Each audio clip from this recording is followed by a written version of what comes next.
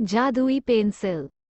एक गांव में कुशल नाम का एक लड़का रहता था, जो कि बहुत गरीब था, लेकिन उसे चित्र बनाने का बहुत शौक था।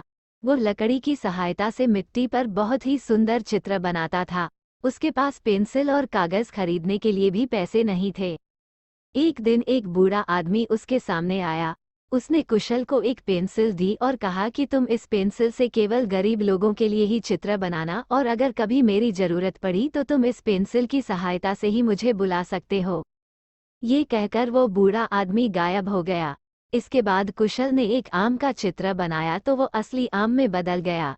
इससे कुशल को पता लग गया कि यह कोई साधारण पेंसिल नहीं बल्कि जादुई पेंसिल है। फिर उसने अपने परिवार के लिए कुछ अच्छे कपड़े बनाए और खाने की वस्तुएं बनाई।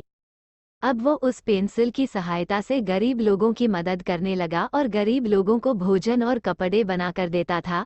जब ये बात गांव के राजा को पता लगी तो राजा ने कुशल को बुलाया और उसने कुशल को अपने बगीचे के लिए सोने का पेड़ बनाने के लिए कहा।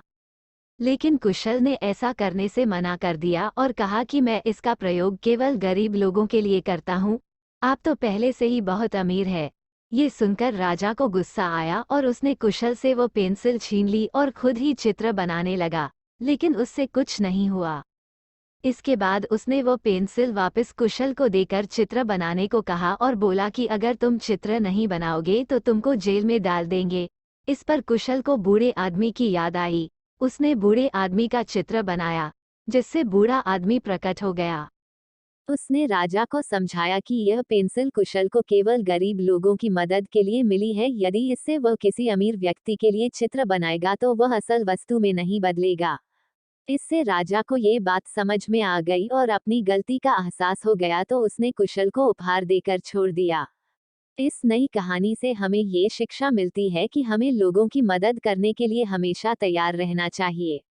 और इसी तरह के नई नई मजेदार कहानियां सुनने के लिए हमारे चैनल को सब्सक्राइब करें।